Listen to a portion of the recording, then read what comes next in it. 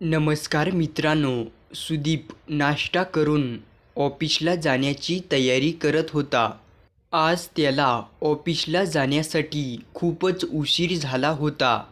तो पटापट आपल्या शर्टचे बटन लावित होता. तेवढ्यामध्ये त्याला त्याच्या बाहेरून आईचा आवाज आला. त्याची आई सुनेला म्हणत होती, "सुभा, हे एक ग्लास दूध गरम कुणासाठी केलं आहे? आपण तर रोज दुधाची फक्त एकच पिशवी घेतो. मग एवढं शिल्लक दूध कुठून आलं आहे?" तेव्हा सुभा म्हणाली, "डॉक्टरांनी मला ग्लासामध्ये ती पावडर मिक्स करून प्यायला दिलेली आहे. त्यामुळे आजपासून मी रोजचे 2 ग्लास दूध पिणार आहे." तिचं हे बोलणं ऐकून सासूबाई म्हणाल्या, "या जगात काय तूच पहिल्यांदा आई बनणार आहेस का काय? जेव्हापासून तू आई बनणार आहेस तेव्हापासून आम्ही सगळे पाहत आहोत तुझी नाटकं. आता तर भलतीच वाढत चाललेली आहेत. परवा संध्याकाळी तू सुधीरला फोन करून पाणीपुरी आणायची सांगितली होतीस आणि आजकाल तर डॉक्टरांची फीसुद्धा किती महाग झाली आहे, औषध गोळ्यांची सुद्धा. आणि अजून त्यावरती तू महिन्याभरातून दवाखान्यामध्ये चेकअप करण्यासाठी कितींदा जाणार आहेस ते तुलाच ठाऊक आहे. माझ्या मुलाचा खर्च आता तर किती वाढलेला आहे आणि तुला त्यावर एक्स्ट्रा खर्च दुधाचा तर करायचाच आहे.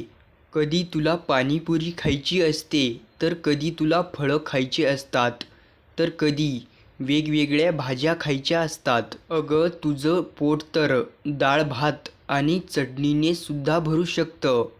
मग एवढ्या रोज रोज महागच्या वस्तू का खात आहेस?" "सुनबाई, एक गोष्ट लक्षात ठेव. आम्ही पण मुलांना जन्म दिला आहे. आमच्या कधी नशिबामध्ये दूधसुद्धा प्यायला नव्हतं किंवा वास घ्यायला सुद्धा नव्हतं." सुधीर हे सर्व बोलणं रूममधून ऐकत होता.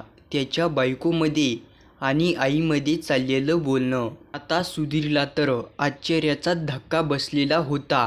कारण आई सुधीरची सारखं विभाच्या खाण्यावरूनच घरामध्ये क्लेश करायची. तसंही घराचा सर्व खर्च हा तर सुधीरच सांभाळत होता. सुधीरच्या आईला पेन्शनचे दर महिन्याला पैसे मिळायचे, पण सुधीरची आई सुधीरला किंवा सुधीरच्या बायकोला 1 रुपया पण देत नसायची.